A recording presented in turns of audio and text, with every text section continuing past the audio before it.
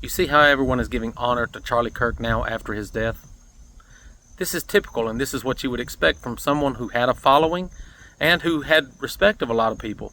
And even the people who did not respect his views, a lot of them are still giving respect to him as a person.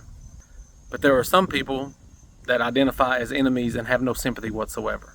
This is typical human behavior, and we would expect to see the same thing about Jesus 2,000 years ago, but we don't. There is no mention of Jesus in any way, shape, or form for many decades at the very earliest after Jesus' death. No one talked about him. No one wrote about him. No one made a statue of him. The first writing that we can confirm actually existed about Jesus was over 100 years after his death.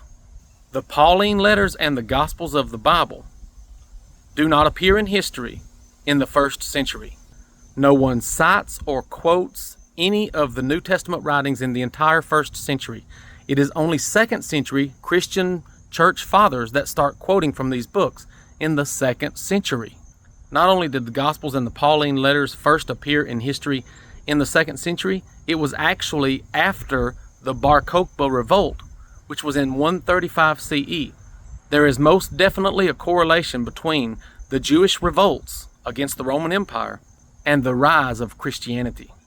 Christianity did not start in response to a famous person in the 30s. Christianity arose out of the ashes of multiple Jewish wars. And both Jesus and Christianity and the Bible all supports the Roman narrative and the Roman agenda in the war. They were fighting about Roman oppression of the Jews, and the Jews did not want to pay taxes, but Rome said you should pay taxes. Exactly what Jesus and Paul teach in the Christian Bible, that you should submit to those who have authority over you and you should pay your taxes. When you have no evidence that there was actually a famous man in the 30s that started this movement, and you have an abundance of second century evidence that is related to Jewish rebellions, it is extremely important that nothing that we have written about Jesus indicates that he was a regular man. Every author who wrote about Jesus was writing about a figure or a character that none of them ever witnessed. And when you write stories about a person that you never witnessed and say that he was not a regular man but a superhuman who had superhuman abilities, you can almost guarantee that that character was a fictional, mythical character. Christians use special pleading and say that every mythical character, superhuman, that is ever written about in the history of humanity was a fictional character unless it was in my Bible, and I believe all the superhuman abilities and powers in the Bible. That's special pleading. You reject all the other miracles that everybody else say happens, but you accept yours for no reason other than you want to.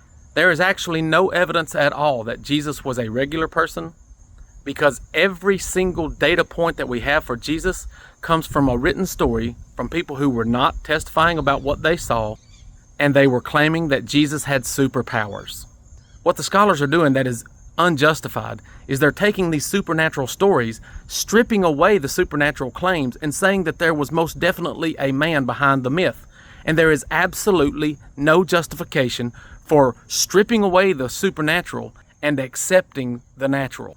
That's actually special pleading for the scholars, because they don't think Zeus and Apollo and Perseus existed. They don't strip away their superpowers and say, no, Perseus was most definitely a real person, because people wrote about Perseus, but even though he was fighting Gorgons and Minotaurs, that stuff didn't happen. He was just trying to rescue his girlfriend from her parents or something. We can absolutely 100% prove that the biblical claims that Jesus makes, that you will be able to get what you ask for in prayer, or he will answer your prayers, or you'll be able to heal the sick, these are absolutely false. We can prove that they're false. So that proves that the Bible is not credible as a standalone source. So once you accept that the Bible is not credible, and that the scholars are simply taking the Bible, stripping away the supernatural, and assigning the natural with no evidence whatsoever to support it, then you can understand that Jesus was purely a mythical character.